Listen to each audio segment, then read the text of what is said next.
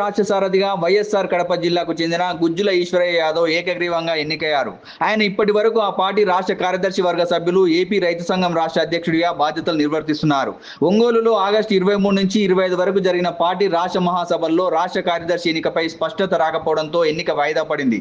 రాష్ట్ర నూతన కౌన్సిల్ 102 మందితో ఏర్పడింది. వారిలో 33 మందిని రాష్ట్ర కార్యదర్శి వర్గ సభ్యులుగా ఎన్నుకున్నారు.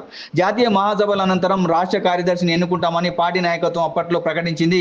అవి ముగియడంతో తాజాగా ఈశ్వరయ్య యాదవ్ను ఏకగ్రీవ ఎన్నికను డి రాజా ప్రకటించారు. ఇప్పటి వరకు కార్యదర్శిగా ఉన్న రామకృష్ణ జాతీయ కార్యదర్శిగా ఎన్నికయ్యారు. మంగళవారం విజయవాడలో నిర్వహించిన రాష్ట్ర సమావేశంలో ఈశ్వరయ్య యాదవ్ను రామకృష్ణ ప్రతిపాదించగా ముప్పాల నాగేశ్వరరావు బలపరిచారు. ఈశ్వరయ్య యాదవ్ విద్యార్థి దశ నుంచి ఏఐఎస్ఎఫ్, ఏఐవైఎఫ్లో క్రియాశీలక పాత్ర పోషించారు. విద్యార్థి, రైతు ఉద్యమాల్లో తనదైన ముద్ర వేశారు. ప్రజా సమస్యల పరిష్కారంపై నిరంతరం పోరాటాలు నిర్వహించారు. వైఎస్ఆర్ కడప జిల్లా తొండూరు మండలం భద్రంపల్లికి చెందిన ఓబన్న బాలమ్మల కుమారుడు ఈశ్వరయ్య యాదవ్.